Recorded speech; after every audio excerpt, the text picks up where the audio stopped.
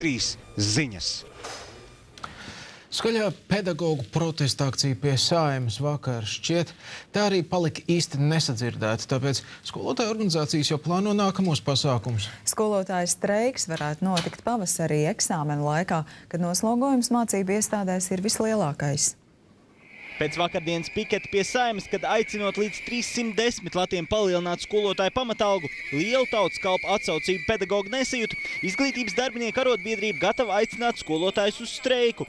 Tas varētu notikt brīdī, kad skolotāji ir paši aizņemtākie pavasara pārbaudas darbu rakstīšanas un labošanas laikā, tādējādi pamatīgi apgrūtinot eksāmenu norisi. Tas būtu ļoti radikāls. Latvija, man liekas, sen nav īsti streiku no pedagogiem piedzīvojusi, bet vakar pēc dalībnieku uzskatiem, pedagogi ir tam nobrieduši. Skolotāji pirms nākamnedēļ gaidāmās Saeimas gala balsojuma par nākamā gada budžetu, kurā valdības piedāvātais pielikums mācību spēku pamatalgu ļauj palielināt vien līdz 295 latiem, vēl grib tikties ar finanšu un izglītības ministrijām.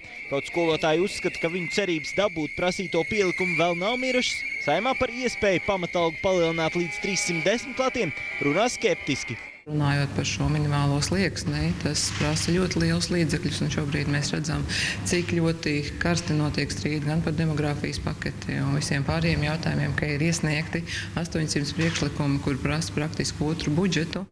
Pedagogi norāda, ja vēlamo pielikumu nedabūs tagad, cīņa jāatsāk tieši pavasarī, jo tad tuvāk būs vēlēšanu solījuma laiks un būs zināms, kā pildās nākamā gada valsts budžeta māciņš.